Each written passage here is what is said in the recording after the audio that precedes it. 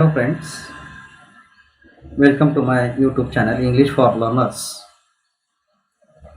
Today we are going to learn the second part of the text for 10th standard, and it is an encounter of a special kind.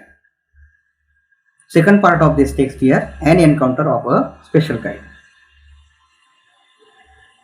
Page number 9. Take the support of your textbook. Page number 9. Last paragraph. The changed circumstances and the sudden unexpected attack from unknown quarters forced the langur to drop the baby from the sloping roof over the veranda. Means here, because of changing circumstances and the sudden unexpected attack from unknown quarters force the male langur to drop that baby from its hand here, and at that time it was a sloping roof over the veranda. मग बदलत्या परिस्थितीने आणि अनपेक्षित हल्ल्याने त्या माकडाने त्या छोट्याशा पिलाला जे आपल्या हातामध्ये त्या ठिकाणी पकडलेलं होतं त्याला नाईलाजाने त्याला त्या ठिकाणी खाली सोडावं लागलं, त्याला ड्रॉप करावं लागलं, आणि ते जे पिलू होतं ते त्या छतावरून त्या ठिकाणी व्हरांड्यापर्यंत असं घरंगळत त्या ठिकाणी खाली आलं. The next sentence. The baby was listless and appear to be dead. अगदी असंही झालेलं होतं आणि मेलेल्या अवस्थेमध्ये त्या ठिकाणी ते जवळजवळ होतं. As its body started to slide down, कारण it was impossible for that baby langur to set itself or to set its balance here. म्हणजे ते स्वतः त्या ठिकाणी असं बसू सुद्धा शकत नव्हतं, आपल्या शरीराला सावरू शकत नव्हतं असा तिथे. So at its baby started to slide down. मग ते खाली त्या ठिकाणी खालच्या दिशेने वळायचं, असं व्यवस्थित त्या ठिकाणी बॅलन्स त्याला त्या ठिकाणी शरीराचा समतोल त्याला त्या ठिकाणी ठेवता येत नव्हता. The excitement of the packs of dogs grew manifold. एकीकडे कुत्र्यांचा भुंकणारा त्या ठिकाणी समूह होता, त्यांचा जो आवाज होता त्यांच्या आवाजाची जी तीव्रता होती, ॲग्रेसिव्हचा अर्थ या ठिकाणी तीव्रता. So the excitement of the pack of dogs give manifold at the prospect of a good kill and mill. त्यांना असं वाटत होतं की आता आपल्याला आयतच त्या ठिकाणी भक्ष्य मिळते मारलेलं, आणि आयतच भक्ष्य आपल्याला त्या ठिकाणी मिळल्या कारणामुळे त्यांचा जो आवाज होता भुंकणाऱ्या कुत्र्यांचा तो अनेक पटींनी त्या ठिकाणी काय झालेला होता तर वाढलेला होता. बघा, अ गुड किल अँड मिलचा अर्थ होतो आयतेच त्या ठिकाणी भक्ष्य मिळणे, खाण्यासाठीचं त्या ठिकाणी मिळणे असा अर्थ या ठिकाणी होतो. Now the next sentence here. Keeping the dogs. Look at on page number 10. Keeping the dogs at बे विथ द स्टिक. मी त्या कुत्र्यांना त्या ठिकाणी बाजूला सावरत हातामध्ये एक काठी त्या ठिकाणी घेतली.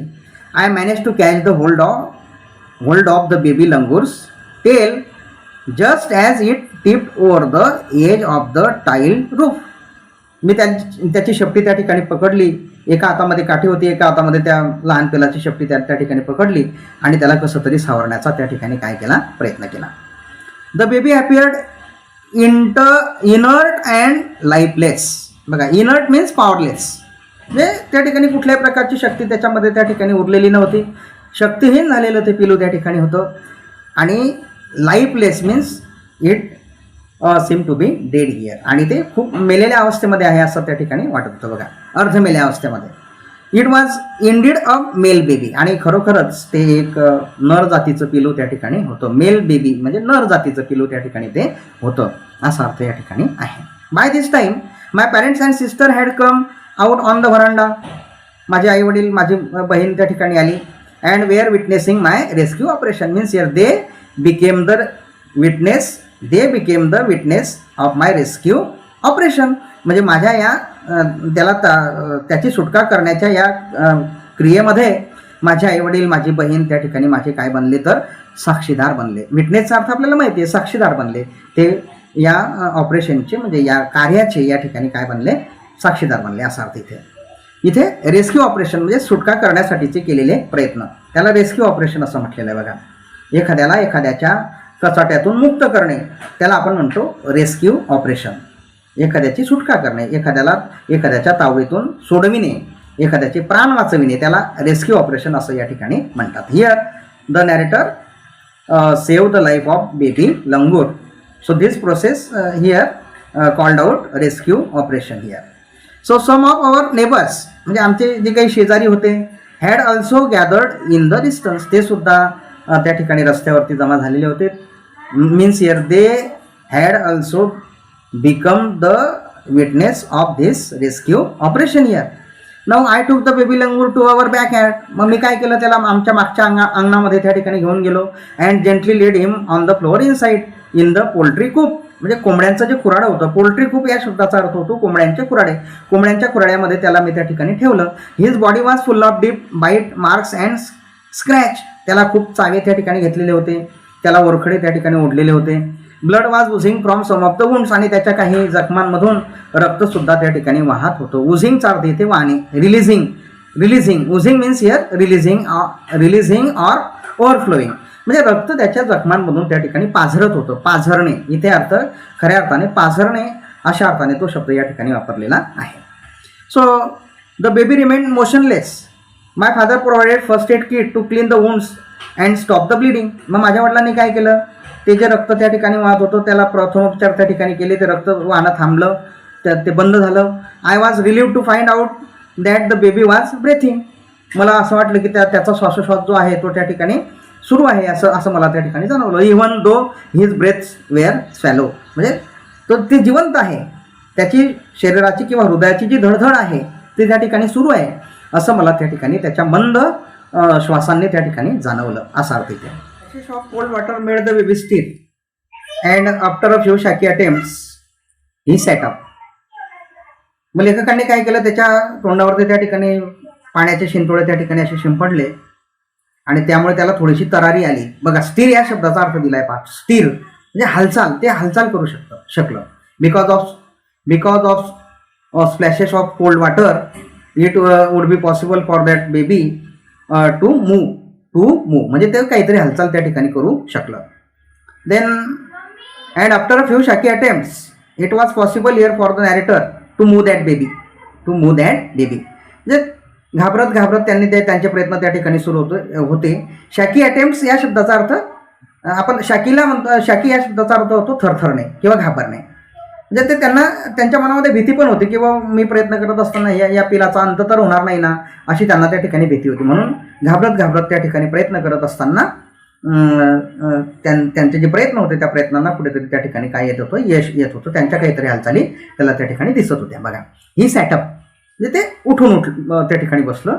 And he was in state of shock. त्याला आश्चर्य त्या ठिकाणी धक्काच बसलेला होता. बघा, and started trembling like a leaf. म्हणजे एखाद्या पानाप्रमाणे हवेमध्ये पान जसं थरथरते, एखादी पान हवेमध्ये जसं थरथरते तशा पद्धतीने त्याच्या शरीराचा थरकाप त्या ठिकाणी होत होता. बघा, इन द वाईन म्हणजे हवेमध्ये एखादी पान जसं थरथरते त्या पद्धतीने ते पिलू त्या ठिकाणी थरथरत होतं. इथे लेखकांनी त्याच्या थरथरण्याला त्या ठिकाणी पानाची उपमा या ठिकाणी दिलेली आहे. बघा the narrator had compared the trembling of that baby langur with the leaf of wine.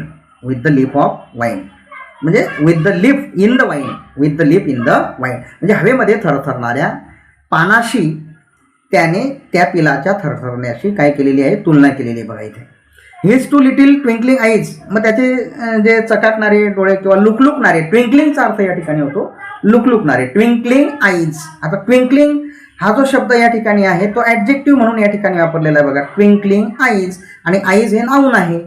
Eyes डोळे नाऊन आहे ते, आणि त्या नाऊनला हा या ठिकाणी ॲन ॲडजेक्टिव्ह म्हणून त्या ठिकाणी वापरलेला आहे. म्हणून आपण त्याला twinkling is the describing word here for the eyes.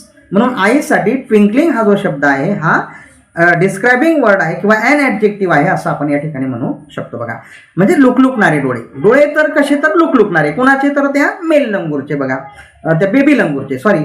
यार baby langur.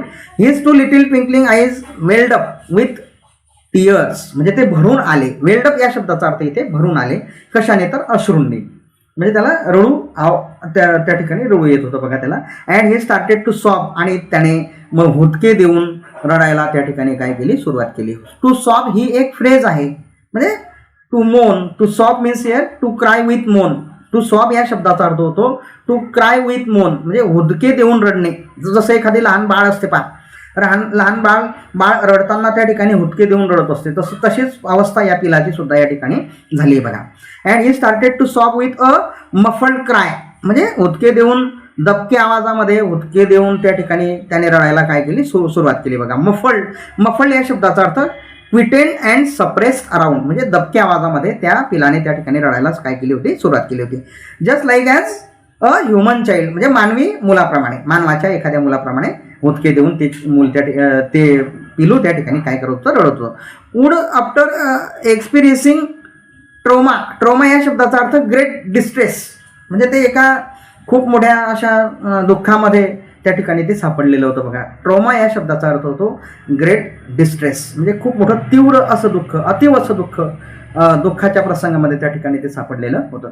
I offered him a peel banana, एक सोललेलं केळं मी त्याला त्या ठिकाणी दिलं. A peel banana was offered to him by me, म्हणजे by me means here by the narrator, म्हणजे लेखकाने त्याला एक सोललेलं केळं दिलं. Which he accepted with his unsteady hand, म्हणजे थरथरत्या हातांनी त्याने ते केळं कसं तरी त्या ठिकाणी हातामध्ये घेतलं. And began taking hesitant bites, आणि त्याला खायला त्याने काय केली, सुरुवात केली. चावा घ्यायला लागला तर त्या केळाचा, म्हणजे तो त्या केळाचा चावा घ्यायला लागला, म्हणजे याचा अर्थ काय, त्याने खायला काय केली, सुरुवात केली असा अर्थ. Then my attention was fixed on the revival of the baby langur, मग माझं लक्ष त्या ठिकाणी परत त्या पिलाकडे त्या ठिकाणी गेलं. Suddenly I had an uncanny feeling of being watched, मग मला असं तर कुठंतरी त्या ठिकाणी जाणवलं. अनकॅनी या शब्दाचा अर्थ इथे एक्स्ट्रा ऑर्डिनरी असा या ठिकाणी होतो. मला त्या ठिकाणी अद्भुत रीतीने मला असं जाणवलं की माझ्याकडे कुणीतरी नजर ठेवून आहे, असा मला भास झाला बघा तिथे. I felt that someone is watching to me, I felt at that moment, म्हणजे त्या क्षणाला मला असं जाणवलं की माझ्याकडे कुणीतरी नजर ठेवून आहे, माझं कुणीतरी निरीक्षण करते. I turn away from the coop and looked up, मी मागे वळून बघितलं तर, आणि काय दिसतं बघा, there sat the mother langur on our kitchen roof, त्याची जी आई होती त्या पिलाची, ती त्या किचन स्वयंपाकघराच्या छतावरती त्या ठिकाणी बसलेली होती. Watching every move I made means here I made so many moments here for saving that baby and she watched all types of moments here, माझ्या सर्व हालचालींकडे तिचं त्या ठिकाणी काय होतं, लक्ष होतं बघा. And she simply sat there quietly, आणि अगदी शांतपणे त्या ठिकाणी ती बसलेली होती, कारण तिचा माझ्यावर त्या ठिकाणी एक प्रकारचा काय होता, विश्वास होता असा अर्थ इथे. She simply sat there quietly as if convince that no harm was being done to her child, तिला असं वाटत होतं की आता माझं पिलू अगदी सुरक्षित आहे आणि आता याला कुठल्याही प्रकारची दुखापत किंवा इजा या ठिकाणी होणार नाही, असं तिला त्या ठिकाणी वाटलं होतं. म्हणून ती अगदी शांतपणे फक्त पाहण्याचं काम त्या ठिकाणी करत होती बघा. देन मीन व्हाईल, मग मध्यंतरीच्या काळामध्ये, मग ते काही कालखंडानंतर the baby sensed a presence of his mother, मग त्याला आपल्या आईच्या अस्तित्वाची जाणीव त्या ठिकाणी झाली, त्या पिलाला सुद्धा. And started to sob and cry a little louder, म्हणजे आईला पाहून त्या पिलाचं हुदके देऊन जे रडणं सुरू त्या ठिकाणी होतं, त्याचा जो आवाज होता तो काही पटींनी त्या ठिकाणी वाढला.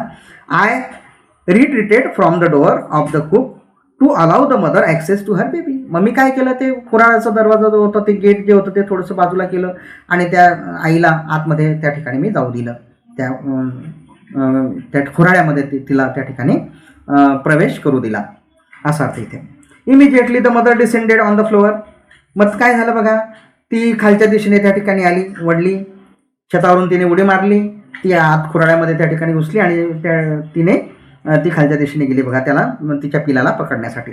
Immediately the mother descended means head move downward, म्हणजे खालच्या दिशेने आली, मूव डाऊनवर्ड्स म्हणजे खालच्या दिशेने. मग ती कुठे बसलेली होती बघा, त्या छतावरती बसलेली होती, तिने उडी मारली आणि खालच्या दिशेने त्या ठिकाणी ती गेली. On the floor of the coop and picked up the baby in her arms, आणि आपल्या बाहूमध्ये आपल्या छोट्याशा पिलाला तिने त्या ठिकाणी उचललं.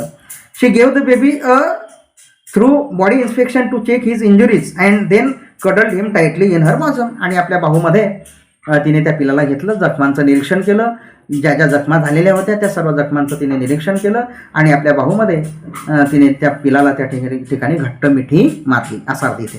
The baby found great solace in her caring arms, म्हणजे तिच्या बाहूमध्ये त्याला खूप त्या ठिकाणी आरामदायी वाटलं, त्या पिलाला खूप बरं वाटलं.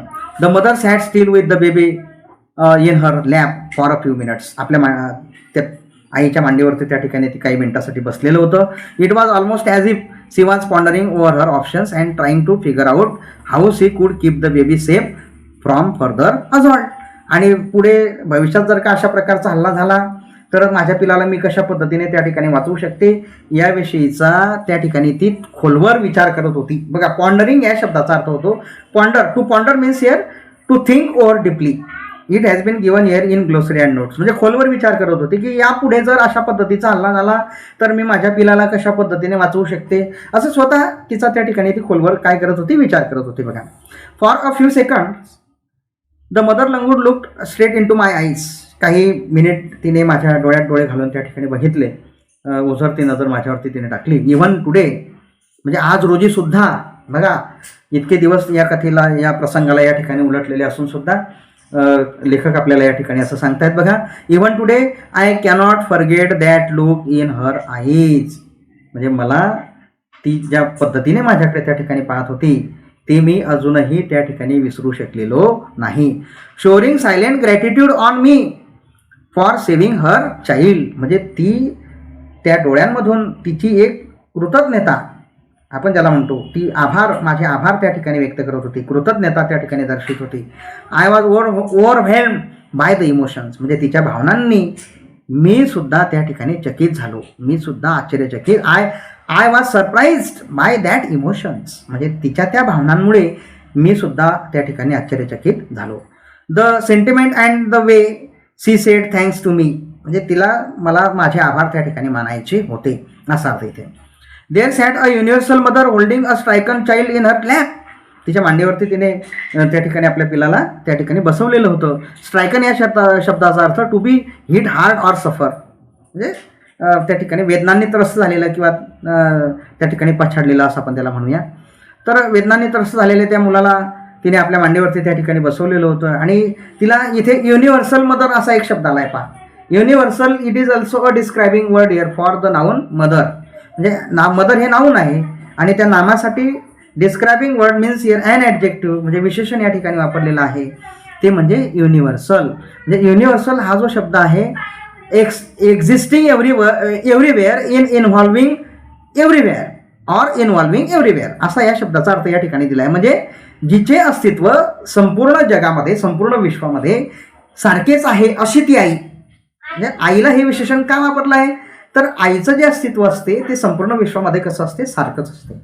आपल्या पिलासाठी, आपल्या बाळासाठीची जी दया आहे, जी सहानुभूती आहे, ती प्रत्येक आईची सारखीच असते. बघा, मग ते प्राणी मात्र असो किंवा मानव जात असो, दोघांचं त्या ठिकाणी सारखंच आहे. बघा, तर म्हणून तिला त्या ठिकाणी युनिव्हर्सल मदर असा एक शब्द या ठिकाणी वापरलेला आहे. म्हणजे की युनिव्हर्सल मदर म्हणजे अशी आई की जिचं जे अस्तित्व आहे ते संपूर्ण विश्वामध्ये, संपूर्ण जगामध्ये सारखंच आहे, म्हणून तिला युनिव्हर्सल मदर असं या ठिकाणी म्हटलेलं आहे. बघा, त्यानंतर पुढचा पॅरेग्राफ आहे. बघा, then in a flash, in a moment, म्हणजे अगदी क्षणार्धामध्ये, she jump with her baby clinging to her belly. आपल्या पोटाला त्या ठिकाणी लटकवत त्या पिलाला घेत त्या ठिकाणी ती पुढे उडी मारते. And reached our kitchen room. आणि आमचं जे छत असतं स्वयंपाकघराचं, त्या छतावरती पुन्हा त्या ठिकाणी ती जाऊन बसते. She surveyed the area for the vicious male langur. मग ती ऑब्झर्व करते. बघा, सर्वेट मीन्स हिअर ऑब्झर्व. ते निरीक्षण करते की तो जो धिप्पाळ माकड असतो, त्याने चावा घेतलेला असतो, त्याला छेडलेला असतो, तो कोणत्या दिशेने गेलेला आहे, नेमका कुठल्या दिशेने गेलेला आहे हे ती पाहण्याचा प्रयत्न करते. बघा, she surveyed the area for the vicious male langur. Vicious means here evil, wicked, दुष्ट प्रवृत्तीचा, निर्दयी असलेला तो जो माकड होता तो कोणत्या दिशेने गेलेला आहे, कुठल्या दिशेने गेलेला आहे त्याविषयी ती निरीक्षण करत होते. बघा, and then lift away in the direction opposite to the place of the violent encounter. म्हणजे अशा प्रकारचा निर्दयी हल्ला पुन्हा माझ्या पिलावरती त्या ठिकाणी होऊ नये म्हणून ती विरुद्ध दिशेला त्या ठिकाणी जाते. तो जो मेल लंगूर गेलेला असतो त्या दिशेला न जाता ऑपोजिट डायरेक्शनला त्या ठिकाणी ती वळते असा अर्थ इथे. म्हणजे की जेणेकरून अशा प्रकारचा हल्ला पुन्हा माझ्या पिलावरती होऊ नये असा तिचा दृष्टिकोन या ठिकाणी असतो. बघा, the last paragraph here. The brief meeting with the mother and the baby langur convince me that interspecies communication and mutual trust is indeed a reality and should anyone strike the right chord the relationship hums in to action. बघा, hums in to action या शब्दाचा अर्थ होतो becomes active. म्हणजे मानवजात आणि प्राणी, मानव आणि प्राणी यांच्यातील जे नातं आहे त्याला आपण इंटरस्पेसिस कम्युनिकेशन म्हणजे त्यांच्यातील जे संभाषण आहे किंवा संभाषणाचा जो दुवा आहे तो माझ्या लक्षात या ठिकाणी आला.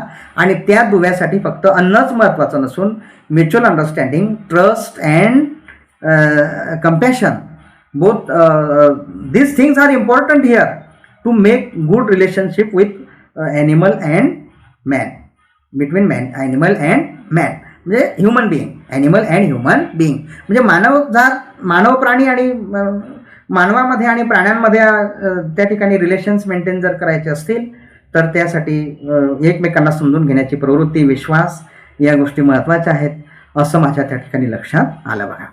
Then the mother language show me that food was not the only means of communication between man and animal. बघा तेच दिलं आहे की मानव आणि प्राणी यांच्यामध्ये जे संभाषण आहे किंवा जो जी त्या ठिकाणी समयसूचकता आपण ज्याला म्हणूया किंवा त्यांच्यातलं जे नातं आहे दृढ विश्वासाचं नातं जे आहे ते फक्त आपण अन्नानेच त्या ठिकाणी निर्माण करू शकतो असं नाही, तर त्यासाठी 3 गोष्टी या ठिकाणी सांगितलेल्या आहे बघा.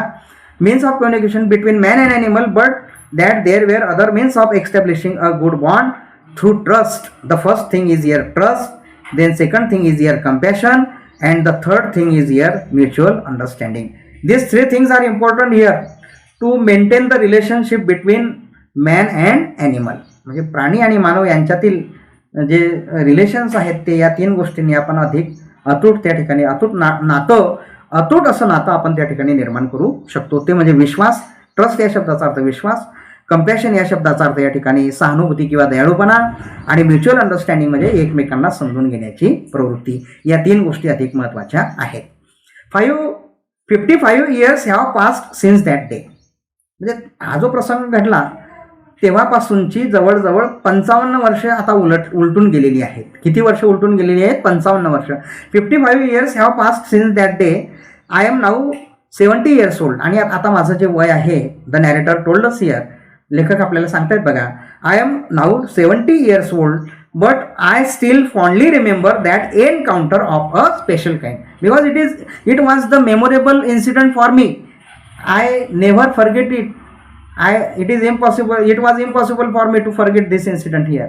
मग ते सांगतात किंवा माझ्यासाठी हे अशक्य गोष्ट त्या ठिकाणी होती, हा प्रसंग विसरणं वगैरे असं त्या ठिकाणी ते सांगतायत बघा. So in this way we have completed this text here. Now next video we will discuss the English workshop related to this text here. Now I am requesting to all of you to subscribe my channel here, and thank you to all of you for listening and seeing this video here. Okay, thank you.